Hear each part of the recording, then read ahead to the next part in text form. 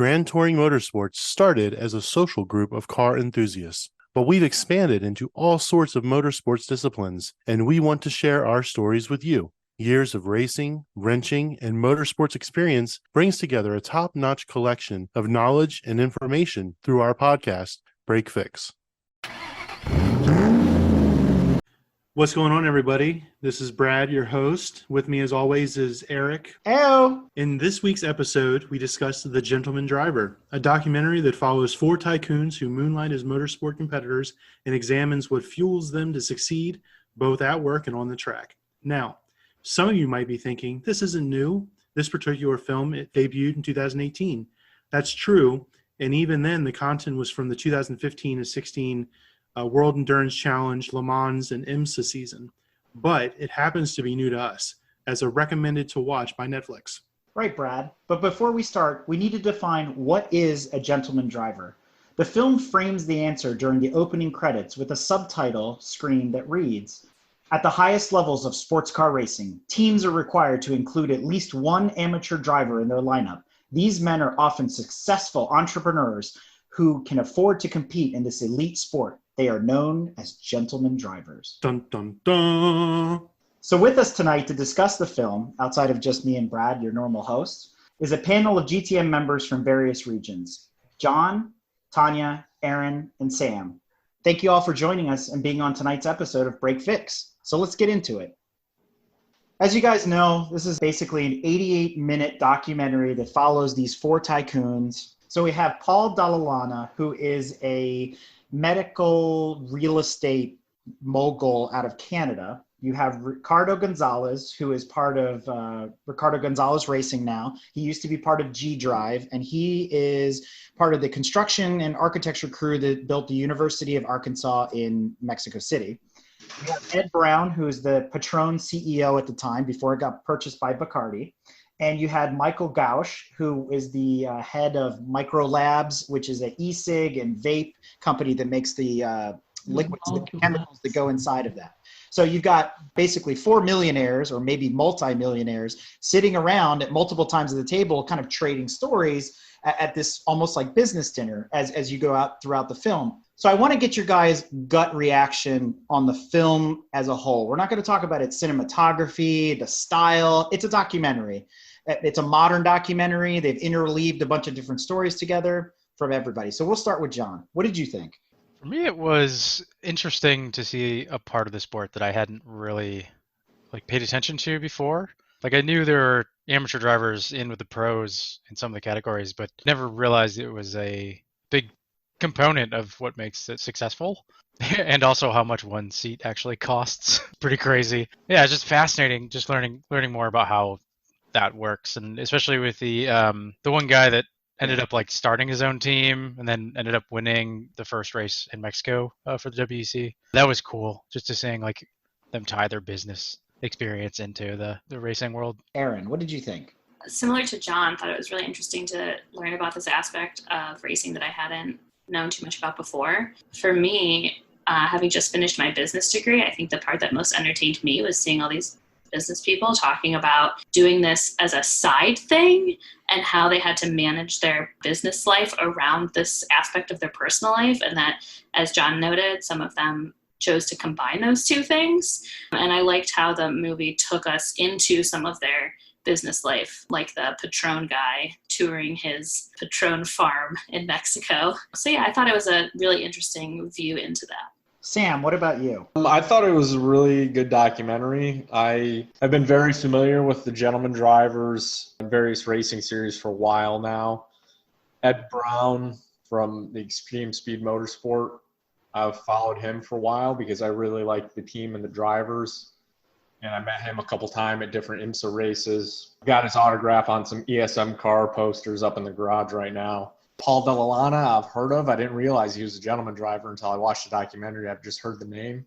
Other guys, I didn't really know who they were, but it was a cool look behind. They're really limited on time, so they couldn't really, smush in that much stuff with their businesses and racing and their work-life balance and all that stuff. But they give you a good, quick look in at what it's like, so I liked it. Tanya. I thought it was interesting. I think within the first 5 minutes, they said something about how it's meritocracy, and that implies that your wealth and privilege doesn't get you a seat at the table, but that's exactly what it takes to do it in a sense. So I thought that was interesting to start it out that way, but try to be the contradiction of that, I guess. I saw a lot of that later in the film, and we'll get to that as we go through. There were definitely some contradictions in terms there. But Brad, what did you think? I thought it was good as a documentary wise, but I don't know how I feel about the concept of a gentleman driver or an amateur driver, not just a gentleman driver. I mean, someone who buys their way into the sport to compete. I mean, they even said it in the film. You look around other sports and other disciplines, especially physically demanding ones like baseball or soccer or football or whatever. You can't just buy your way onto the team. You can buy a team, but you can't buy your way onto and be able to compete and be successful. But in the driving world, it seems to be par for the course. It's normal. It's a way these teams fund themselves with these contributions from these gentleman drivers. I find it interesting that if I wanted to and I had the funds, I could buy myself into a professional racing series. But if I was a professional, I don't know how I would feel about that. And since we're talking about gut reaction to the film, I think within, like Tanya said, within those first 5 minutes, it really set the tone. And I don't know that it set the tone in the right way. One of the immediate reactions I had to it was, even though I've been a fan of Le Mans radio for a very long time, and we've all heard the voice of John Hindhaugh for a long time, I've never actually seen his face. And so I actually thought I was being punked because I thought it was Paco Tos, who played Moscow on Money Heist, which is another Netflix show, and somebody was dubbing John Hindhaugh's voice over top of him. And I was like, this is something I cannot unsee, because right now John is wearing a beard and I'm like, this is not right. But then I started to put two and two together. And when you said that the announcer, we had heard him all the time, but had never seen him. And as soon as he came on screen, you said he looked like some guy that I'd never heard of. I think he looks like a dark-haired version of Simon Pegg. And I couldn't figure out why Simon Pegg was narrating a movie about racing. And then He's I very recognized versatile. the voice from IMSA, and I'm like, this is that guy? And John was like, this is that guy? Have you guys not seen Truth in 24? He narrates, well, okay, Jason Statham does it, but he is a big focus in Truth in 24. It shows him and shows his face. Is that Right. movie better than this one? It's got Statham in it. You haven't seen it? All over it. I've seen it. I have a copy of it. Oh my God, it's amazing. What were they about? So the very first one I do is it here. about Audi's triumph during the Le Mans year, where they had to replace the entire rear end of the car. And so it focuses all about that, because that was actually a pinnacle turning point in Le Mans, because nobody had ever done anything like that before. Once you were screwed, you were out. If you screwed up the back of the car, it was over. And they devised a way to basically, the car was like an erector set, and they went boop, boop, done, and back out on track. Like 7 minutes. Yeah, and they figured out that it didn't break the rules, and so they were able to do it, and they kept practicing it, and they needed to be able to make sure that if something went wrong, they could fix the car and get it back out. And it was the first time that ever happened, and that was the same year that the Audi cars finished 1, 2, 3. And so it follows that story. The second one, I didn't end up watching. I don't remember what it's It was about. about their battle with Peugeot. That's right. So basically, if you like Le Mans and you like Audi and you like Jason Statham's sexy voice, this is the documentary for you. You checked Hey, those John, I know boxes. what we're watching tonight. We've actually watched almost every Statham movie. My brother and I quote it all the time. All the time. Like Tom Christensen, all the time from it. Mr. Le Mans. Obviously, that was all noise. I'll go back to one of the other subtitle screens, and it reads, by regulation, racing teams must create a driver lineup consisting of 1 gentleman driver and 2 professionals. However, they throw that up on the screen and they don't clarify it right away. In reality, it only applies to 2 types of racing. It doesn't exist in IndyCar, doesn't exist in NASCAR, doesn't exist in a lot of other sports. It only exists in WEC, which most of us know as Le Mans, and then in IMSA. And then from there, it only applies to 2 classes, LMP2 and GTAM, which we know consists of amateur racers. So I wanted to get your guys' opinion on that whole construct. Why does it still exist? Are we continuing to do this for the sake that we've always done it for tradition? Or is there really a reason to bring these guys in as gentlemen drivers? Yeah, the reason we do it, and we've already touched on it, is they're necessary to the sport because of the money that they bring in. Without them, there just wouldn't be enough cars and teams out there. So that's why we do it. And I mean, I think any one of us, if we had the means, we would do the same thing. It'd be tempting not to, wouldn't it? Like if you have the money, like spend it, live your best life. Like I think I would, but if I was a professional driver that worked my way up through the ranks, I'd kind of feel like I got cheated. It's like somebody played like Pasco, or like collect $200 or whatever from Monopoly. I'm with you guys. I think they set the stage in such a way that it really showed racing as this extreme thing that only flamboyant, extremely rich playboys could be a part of. And that's, I think, an ideal that we've been trying to do away with for a long time. So let me phrase it this way. Do you feel that it might turn off the grassroots enthusiast to see racing portrayed in this way? No, straight up no. I think the enthusiasts like it because it's more cars and more teams on the track. I used to be a hater back in the day, like, oh, these rich guys get to do this. Now I'm like, that's awesome. I would do that too. That's great.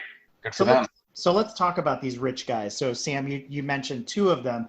I got a little confused partway through because I didn't know if this was a story about them or a story about racing. And I thought the film started to lose focus when we spent a ton of time talking about building the University of Arkansas campus and these kind of things. For me, it drew away from what we were really talking about. What does that have to do with the gentleman driver? Yeah, I 100% thought that it was a story about those gentleman drivers, kind of bringing an eye to what a gentleman driver is through the eyes of those four men. And I still found that interesting, but I agree that it wasn't necessarily a documentary about racing as a whole. It was about this one subtopic within racing from those four viewpoints. What I find interesting was that all of them, when you listen to their backstories, they all had, I mean, for the most part, except for, I think, Paul Dalla Lana, who actually coincidentally got his start at a track day like we do. Yeah, I thought that was really cool. I thought all of them had racing in their past, but it seemed like the general, I guess, commonality between their origin stories was that none of them were good enough to go pro. So they found these, I guess, ways to make money as entrepreneurs, and then they bought their way back into a sport that they weren't good enough to do on their own talent. I wouldn't necessarily say they weren't good enough, but you get a point where if you don't have the right funding at that time and those resources, you can't go any farther. Yeah, that seems to be the theme for Ricardo. I think I remember him saying that, he stopped at a certain point because he had kids and just wasn't right in his life. And also, he ran out of funding, is what it sounded like to me. A gentleman driver will spend anywhere from $1 to $5 million per race season to compete. There is no prize money. Now, we do have minimum drive time requirements, which I thought were pretty pathetic, for lack of a better term. These guys only have to drive for an hour and a half. So I'm looking at value for seat time, and we do that a lot. So let's say $5 to $10 million, as the subtitle said, part of the way through the film, and you're getting an hour and a half of driving. That's fair, but 5 to 10 million to them isn't the same as it is to us. And they're also there with some of the best teams and drivers in the world. They're not those guys, but they're still out there and they're still out at those events. I mean, small price to pay to drive at Le Mans with a chance to win. And they're not also just paying for track time at like a DE event like we are. They're not paying $5 million for an hour and a half at a DE. I mean, they're paying to win the race, hopefully for them, which comes with prizes and it comes with marketing for them. I mean, the Ricardo Gonzalez was looking to win Silverstone to help drum up sponsorship and marketing and, I guess, interest in hosting the WEC race in Mexico. So it's not just about, I'm going to get an hour and a half of track time. It's not just all about the track time. It's about the things that they can do to take this and merge it into their professional lives as well. So Sam, and you have a lot more knowledge about this particular facet of racing. I don't know that the argument holds a lot of water when you look at the overall percentage of funding that gentleman drivers bring to the sport. I would make the argument that the sponsorships from the sports companies, let's say it's Under Armour or Nike or something like that, or even the tobacco companies, whatever it might be, would bring in more than these gentleman drivers would. Now, on an individual team level, on an independent entry level like at LMP2, I could understand that. But on the overall funding of the sport itself, it's got to be less than 2%. I think it's probably more than you think. So especially for things like IMSA and WEC that aren't as big as Formula One and IndyCar, they don't find a lot of big time sponsors and sponsorship deals because there's just not the return on investment there. So that's where they have to rely on the gentleman drivers to come in and bring that funding to a team. I mean, there's even paid drivers in Formula One. Nicholas Latifi for Williams, his dad's buying him that seat. Lance Stroll, his dad owns the team. That was the funny part about Ed Brown. Of the 4 gentleman drivers, he's the CEO of Patron. Patron's running the team, so it only made sense to put the boss in the car. So I kind of felt like he was the odd one out versus the other 3 that really did, let's say, buy their way in. And to Brad's point, Paul Dalla he started lower in the ranks and worked his way up. And obviously he could afford to buy his seat on a GTAM team. So for me, I really disconnected from Ed Brown. I know, Sam, you're a fan of him, but what did you guys think about that scenario? I thought it was interesting how he framed his first involvement as someone like told him to get in the car. Like they brought the car to him and said, "Oh, try this out. And we think you'll like it. And okay, now that you got in the car, we're going to make you do this for the next few days and really like it." So I thought that was it was much different than the other backstories. I guess maybe most similar to Paul Dalla who went to, a track event and loved it, which is I think how at least I got involved in the sport and could very much empathize with and, see that path. So it's just different. So at the end of the day, they're taking home a trophy. You're correct, but they're not getting money back from this. It seems like a loss leader. So what I don't think the movie ever addressed, which doesn't flow with preconceived opinions or biases against when you see these rich multi-million or billionaire folks that are throwing their money into this, is there's an ego there.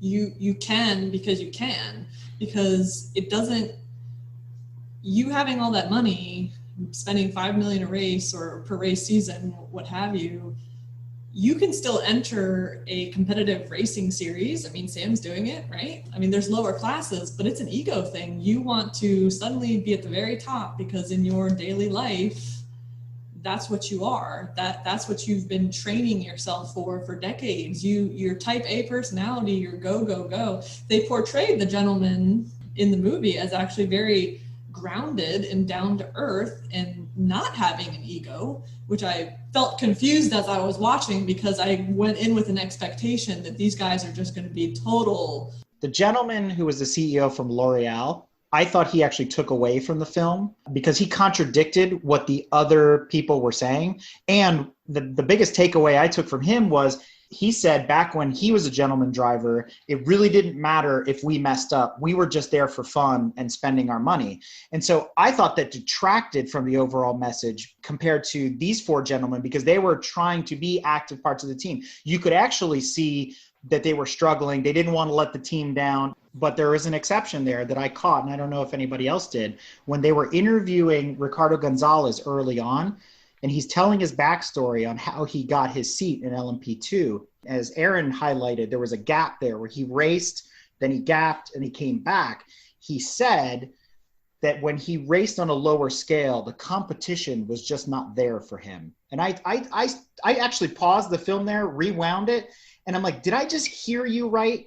Because there's, to your point, there's plenty of series out there, be it spec racing, be it Super Trofeo Lamborghinis or Ferrari Challenge, all those crash fests that we're all well aware of, that plenty of people buy their way into, and they're plenty competitive. So to your point, I actually thought there was ego there, and I felt it from Ricardo more than I did from anybody else. I mean, they definitely all have egos. There's no questioning that. That's just how they are.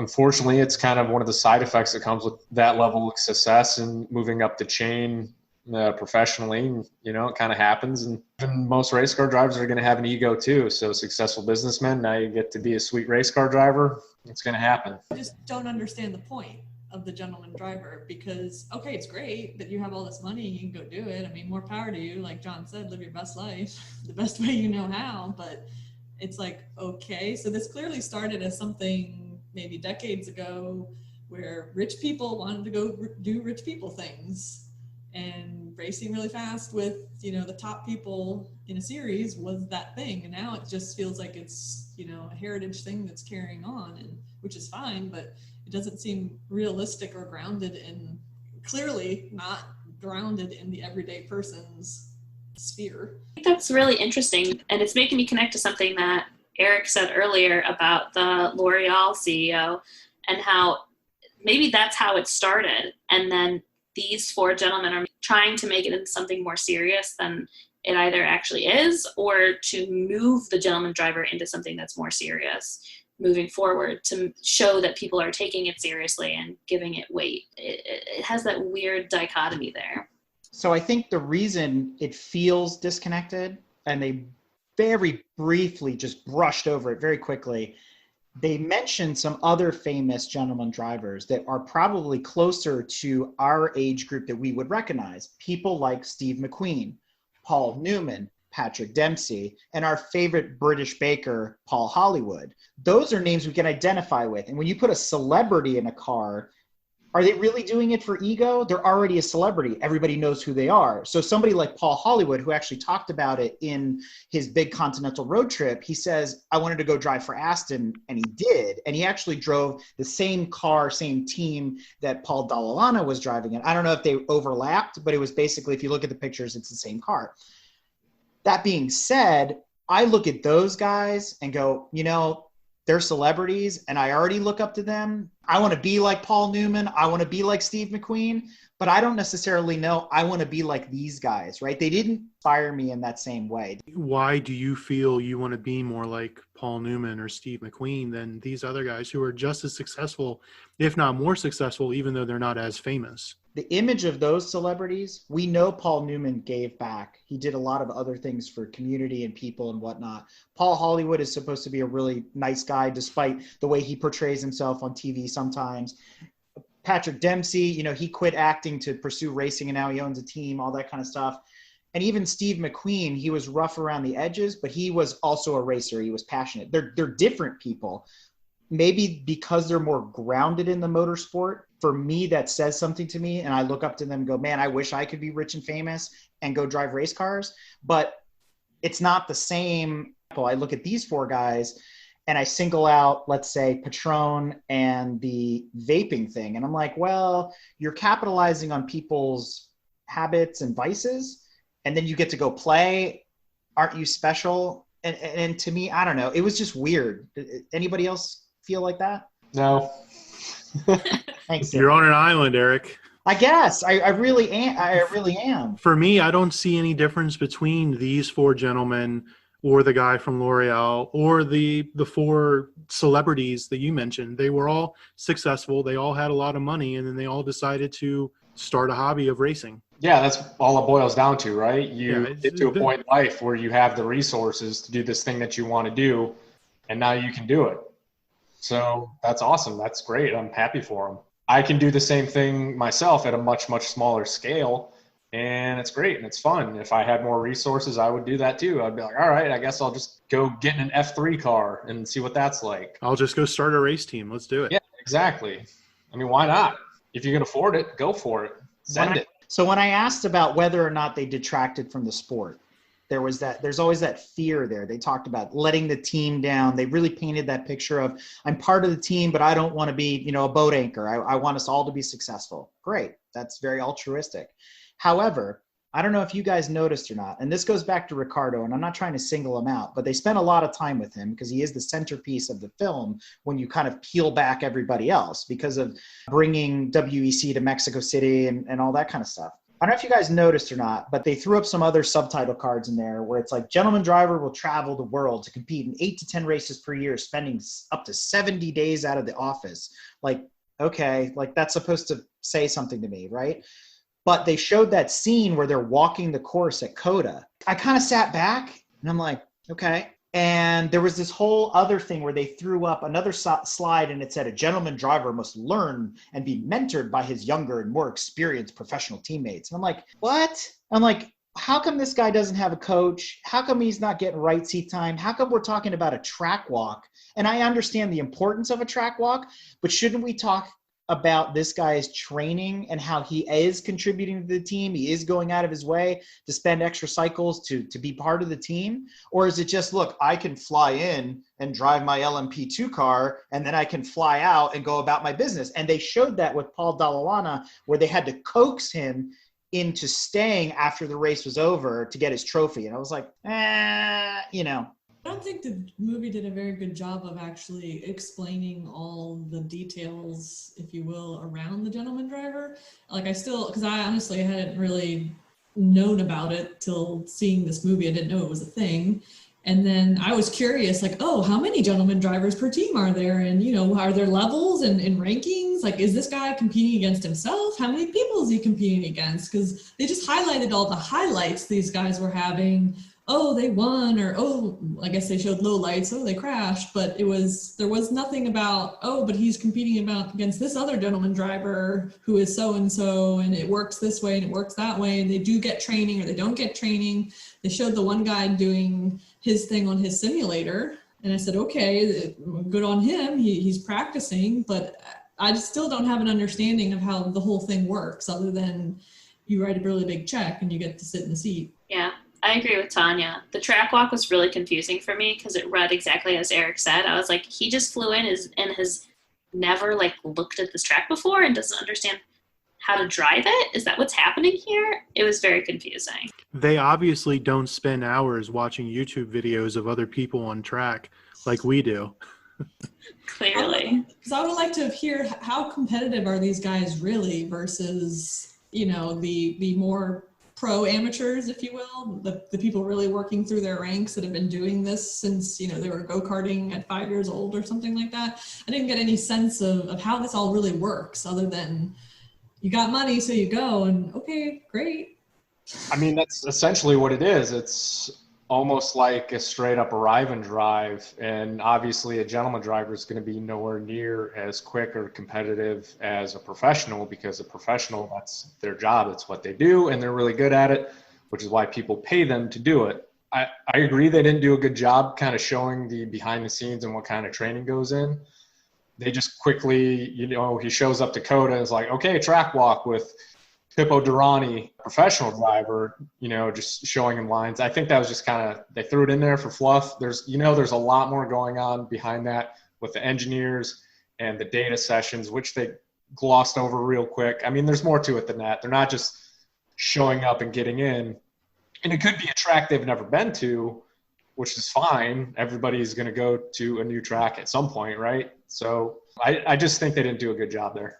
But to your point with the setup and the race engineer, they're not going to listen to these guys. They're going to listen to Philippe. They're going to listen to Bruno. They're going to listen to all these other guys, because they're the professionals at the end of the day. They're going to say, hey, the car's loose. The car's doing this. And they did touch on that a little bit, where the pro would pull them aside, like Johannes Van Overbeck? Yeah, where Overbeck would pull them aside and say, hey, the car's doing this. You're just going to have to drive through it. You're just going to have to deal with it. This is the way we set it up.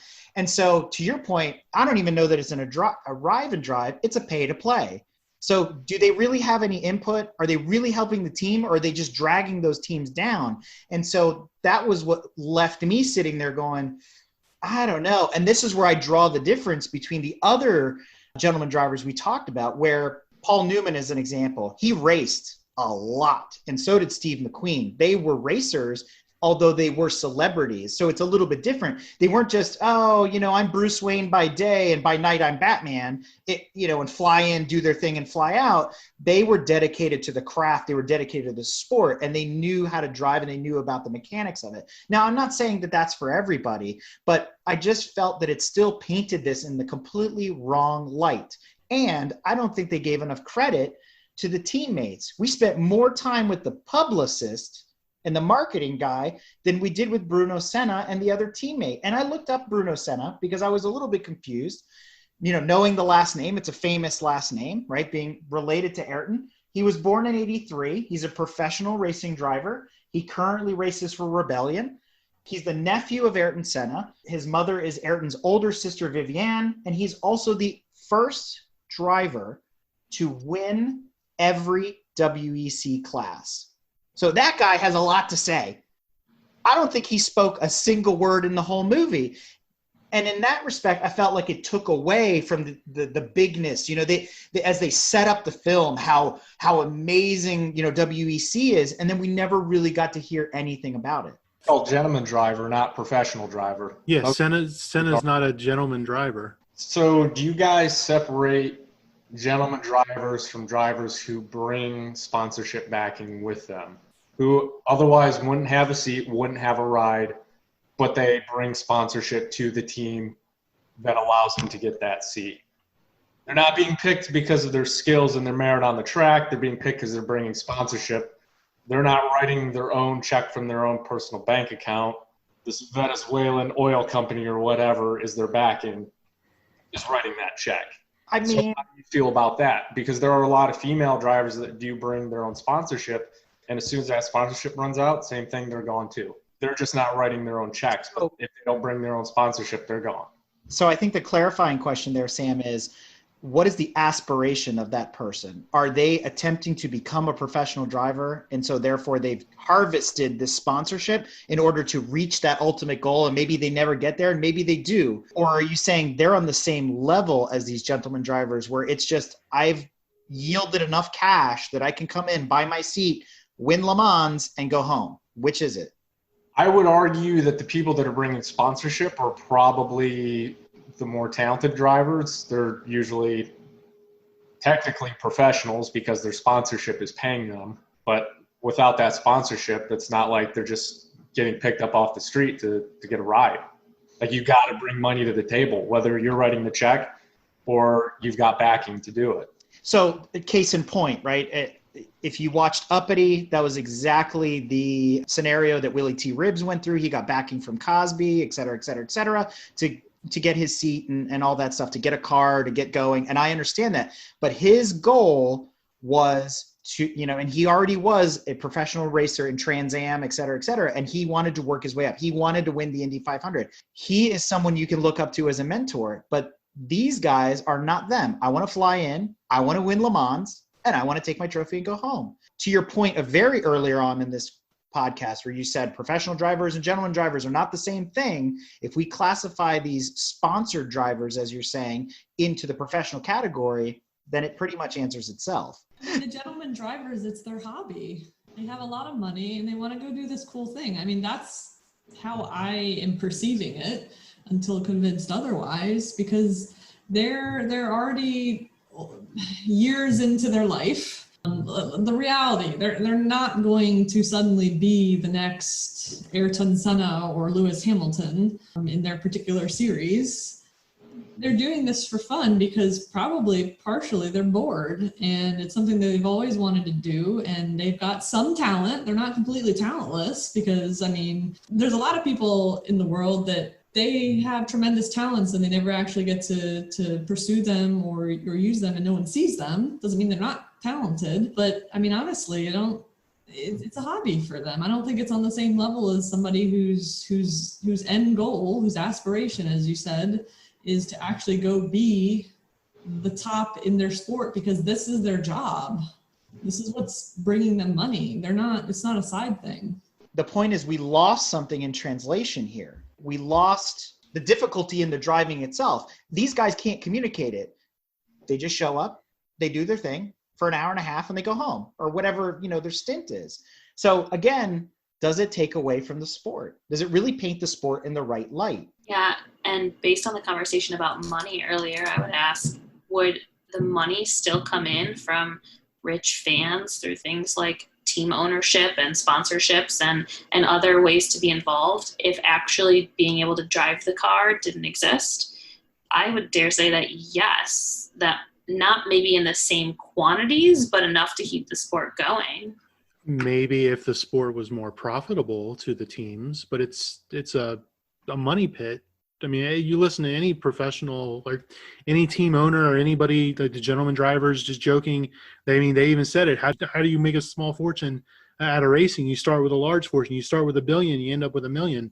I don't think this. It's not like the NFL where teams are making money hand over fist on merchandise and paraphernalia and all that stuff, and fans are rabid for it. Then the motorsports community, I think, is a very small niche group of fans. It's not a moneymaker.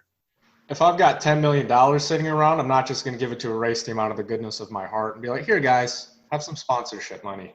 I'm going to be like, here, guys, make room. I'm hopping in. Yeah, but how much did Ed Brown make off of Patron cars running around and sponsoring the lounges and the happy hours and all that kind of stuff? So the return on investment was probably pretty good. So I don't know that the argument really holds water. I'm feeling what Aaron's saying here. I don't know, because once Bacardi took over, they pulled the plug on that pretty instantaneously. Their accountants probably went over the books and were like, we're spending how much on racing? That drives right to the point.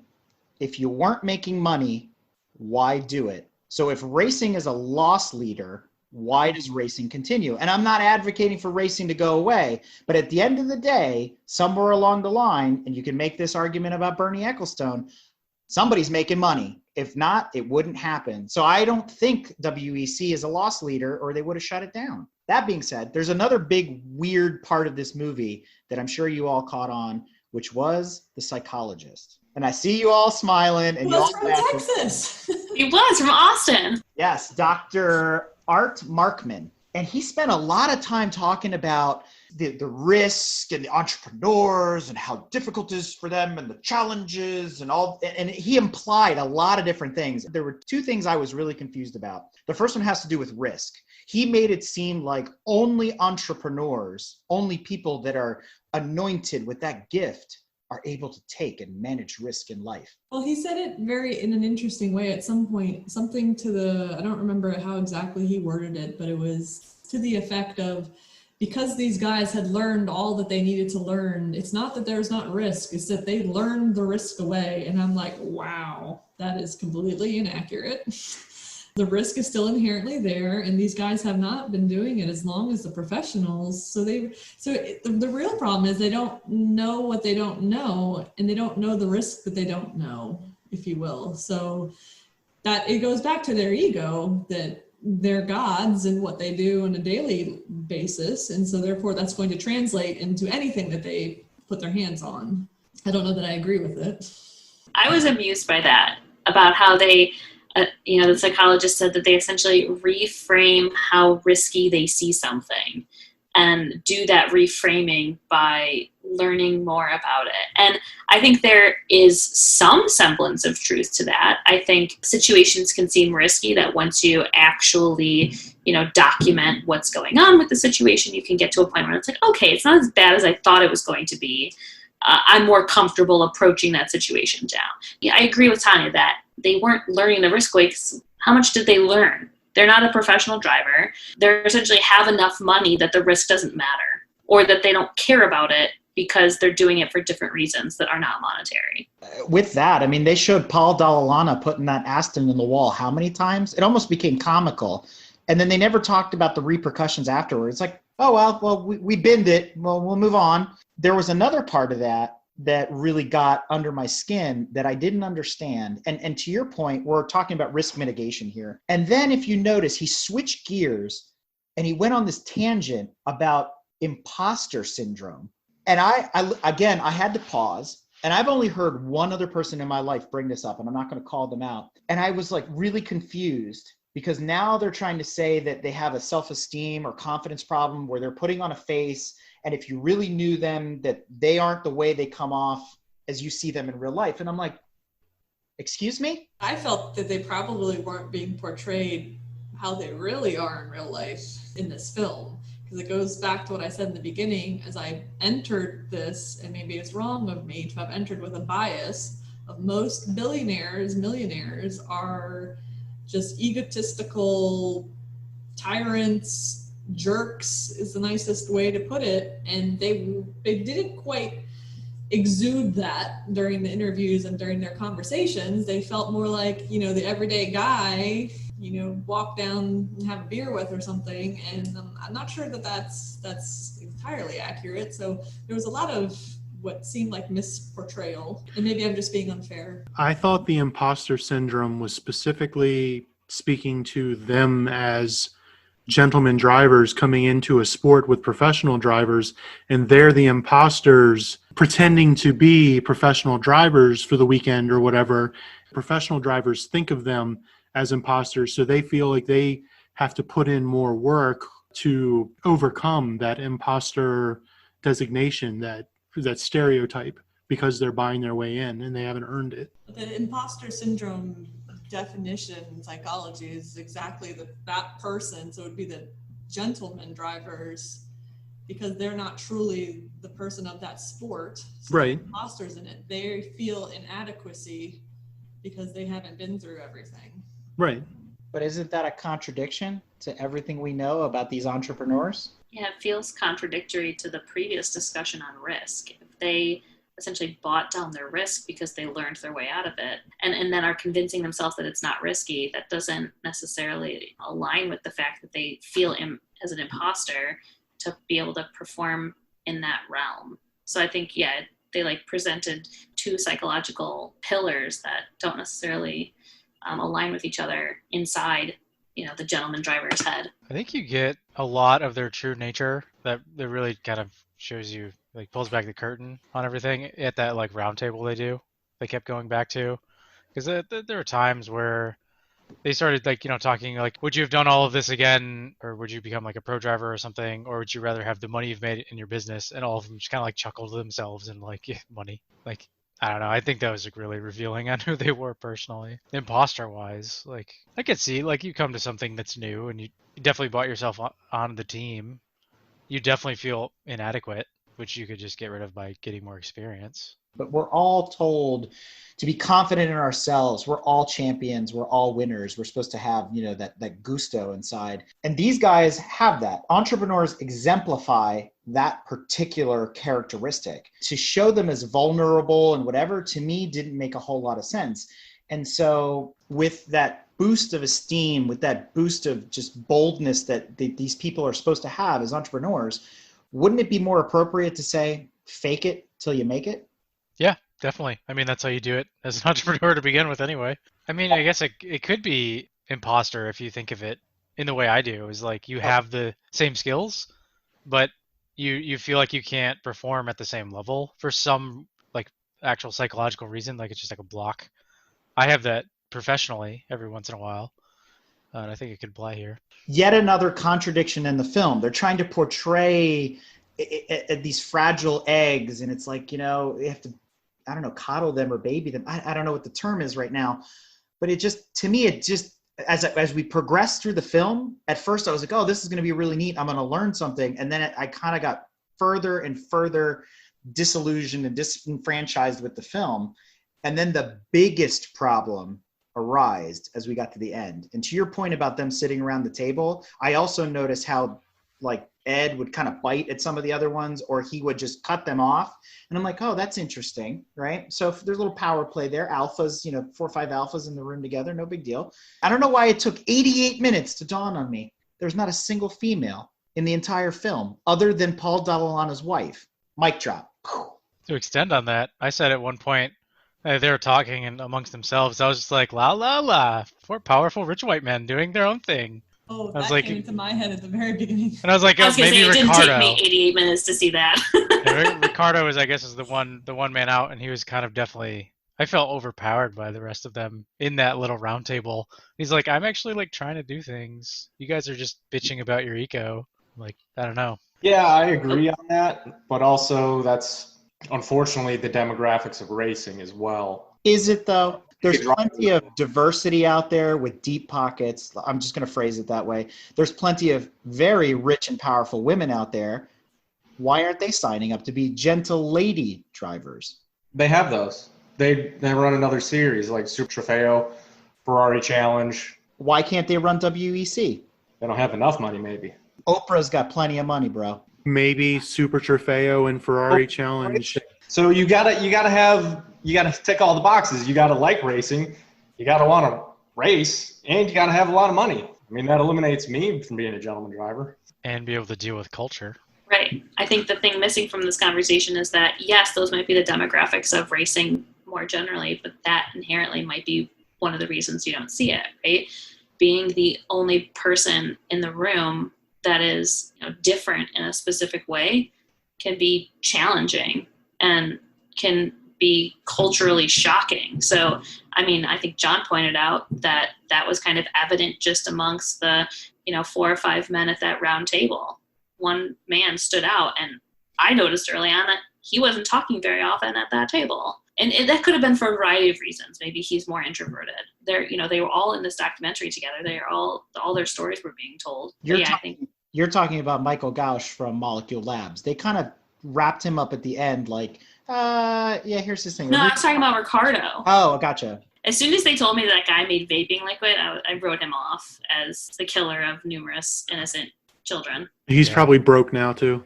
I was also wondering, I was like, when was this date? Definitely before 2019. Yeah, and that's just it, right? So we're catching this thing 2 years later, and even when it came out on Netflix, the material that was provided was already 2 to 3 years old. So it's really out of date. I understand what they were trying to do, but again, diversity aside, I thought it was unfair to women. Yeah, and if I could bring up a point of, like, related to the diversity issue, I mean, it's called gentleman driver, right? Do they call a woman who's in that position a lady driver, or do they call her a gentleman driver? And I think it also gets at the deeper point of language, right? I go back and forth about, well, do the words we use really matter all that much? Like, why should we care? But if you think about the origin of the word gentleman and how gentleman is, like, thought of in societal context, the way they're referring to it is like a rich white person who owns land, right? And that they're going to come down and race in this race and, get a seat in this car. And so that has many more connotations than just that they're a man. It has a connotation that they are white, rich, and old, also a man. And so I think the name itself has many implications that the movie just hit home again and again and again. Like every part of that movie confirmed what I thought a gentleman driver would be in terms of demographics throughout the entire 88 minutes. If I'm a casual watcher and I see this, maybe I just got done watching Formula One Drive to Survive, and this comes up on my recommendation list, and I watch this, and I'm not a motorsport head, or it just comes across my recommendations, I watch it. Does it really paint motorsport in a good light? I think it shows the realities of motorsport, being that the resources that are required to have the sport exist. I think it brings that to the surface, that a lot of people probably don't realize how expensive this is and what it takes for a team to get funding and run. I think that's really what it highlights. I mean, I agree with that. It just reconfirms what I think the majority of people already know, is that it's a very expensive profession, sport, hobby, whatever you want to label it as. It takes money to go do it, even whether you're the Lewis Hamilton level or you're a junior level, or even if you're just going out for a track day on a weekend. It's expensive. It's not cheap. There's less expensive sports to go do. A basketball doesn't cost very much, and you can get a group of friends and go on a court for free. It's expensive to go racing, and I think it reconfirmed that in the movie. And I think, in the first 5 minutes, they pushed me away my interest when they said that it's a complete meritocracy. Well, no, it's not. Yes, once you're inside it and you're competing against your peers, the better driver with more skill is going to be rewarded. But it takes money to enter that meritocracy. And they made it sound like, oh no, you can be whoever and have the talent and suddenly be number one. I don't personally feel that that's how it works. I mean, I agree with you, but I didn't get the aspect of you can get in and be number one. I saw it more as you can get in and you're in. That was it. It wasn't like, okay, well, I'm in now. Now I'm going to compete and be the best. Gentleman drivers get in and they're going to do their best, but they're not going to be the best. Right, but he gets to go home with a trophy that says Le Mans winner. He won Le Mans. Did he? I'm wrong. I guarantee you, Bruno Senna did more work, more laps, and put more effort in than Ricardo did at the end of the day. And Bruno Senna wouldn't exist without Ricardo's checkbook. But hey, that's not necessarily true, because Ricardo's not racing anymore, and Senna still is. Yeah, but the other guy could race whenever he wants too. I mean, true. I'm just saying it's a symbiotic relationship, right? The professionals need the money for the team to operate.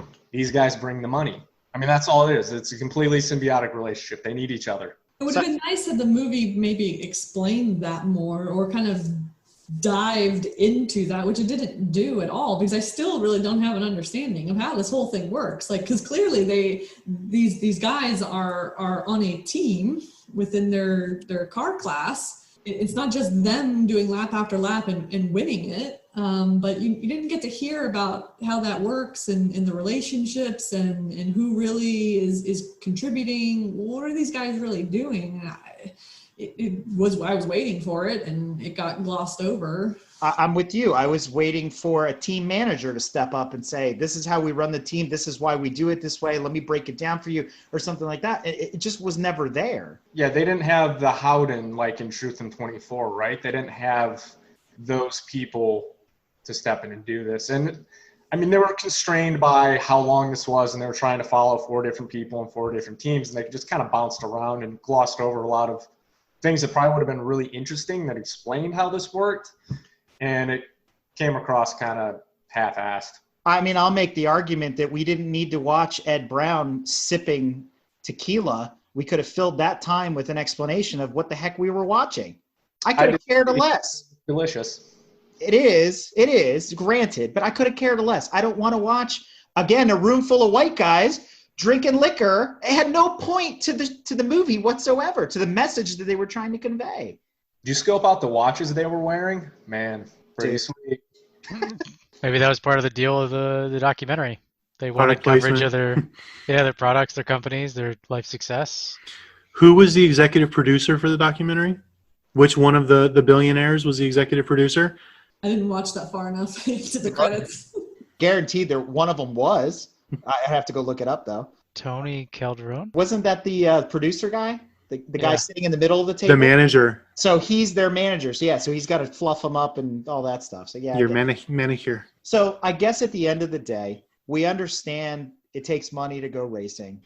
It's considered a rich man's sport. It always has been, like a lot of other things. Like if you want to be good at golf and boats and airplanes and even shooting, right? They're all expensive. All hobbies are expensive at the end of the day. But what I didn't understand, and what I'm going to leave you guys with is, would you share this movie with someone else to say, this is what racing is like? And the second part of that question is, did it leave you in any way inspired, both in the business world and in the racing world, or could you have cared less altogether? I think I cared more about it from a business and leadership perspective than I did about the racing side of it. It was more fascinating to me how they ran their businesses and were successful, and then also handled racing at the same time. I wouldn't actually recommend it as a view into racing to anyone, because like, especially at the end, it was basically like a crazy dramatic movie ending. So they're just going for the effect and not a message, which I was kind of like pretty bummed about, but also entertained by. So kind of conflicting emotions there. But no, I'd say come out to a track day. We'll show you how it's really done. I mean, to be very honest, I lost interest in the movie very early, and I only kept watching it because of this podcast. That's fair. So no, I don't think I would recommend it to anybody. I don't think it did a good enough job of explaining anything. You could argue there was potential that it had been done differently, but as it stands, I don't think it really explains much about racing, and I wasn't inspired by it. I mean, it must be nice to have that much money. I think it would have been better if it was less about entering the mind of the entrepreneur and more about, this is what it takes to keep WEC and IMSA running. I wouldn't share this with anybody just because I was bored. Yeah, I agree with everything that's been said so far. I think, I wouldn't recommend it as a view into racing. I think it was a view into the lives of these 4 men with a slight, strange, contradictory commentary on what a gentleman driver actually is. I found tidbits here and there of their discussion on leadership and entrepreneurship interesting. I almost felt like it was forced in some ways. Like the one guy who was talking about, I treat my employees with respect and the people that I work with respect. And I'm like, yes, that's what a true leader actually does. Great. but I kind of feel like you're just saying that's, like an asshole on TV. Yeah. So I thought it had some interesting leadership messages that felt very forced. Yeah, I definitely would not recommend this to somebody who's new to motorsport and wanted to learn more. There's far better ones out there that they can watch, some that we've already touched on this podcast. I think they did an okay job, but that's from my perspective of knowing about gentleman drivers and, kind of how the sport operates and what these guys do and come in and write these checks. And, I used to be a hater on that stuff, but now I'm like, if I had the resources, I would do it too. I would be walking around like the Monopoly guy in the paddock, or like Ted DiBiase, or dressed like Apollo Creed, just being obnoxious, showing how much money I have, and be like, hey, I'm paying to be here. So what? I'm rich. I mean, why not? That's what they're doing. I would do the same thing. So I can't hate on them for it. I thought there was just so many things wrong with it. By the time I got to the end, I was really excited at the beginning, like, oh, this is going to be really cool. I really appreciate and enjoy WEC, Le Mans, IMSA, everything that goes with that. I was like, man, this is going to be a great little filler because we didn't do Le Mans this year. I'm going to watch the film, see where it goes. And then by the end, I was just like, you know what? If I was not a racer and was not invested in motorsport, I'd say the hell with this. Just make them all go away. And on that note, I think it's time to end. All right, everybody. I thank you so much for joining us tonight. It's been an interesting conversation, and I look forward to doing this again soon. If you like what you heard and want to learn more about GTM, be sure to check us out at www.gtmotorsports.org. You can also find us on Instagram at Gran Touring Motorsports. Also, if you want to get involved or have suggestions for future shows, you can call or text us at 202-630-1770 or send us an email at crewchief@gtmotorsports.org. We'd love to hear from you. Hey listeners, Crew Chief Eric here. Do you like what you've seen, heard, and read from GTM? Great, so do we, and we have a lot of fun doing it. But please remember, we're fueled by volunteers and remain a no annual fee organization. But we still need help to keep the momentum going so that we can continue to record, write, edit, and broadcast all of your favorite content. So be sure to visit www.patreon.com/GT Motorsports or visit our website and click in the top right corner on the support and donate to learn how you can help.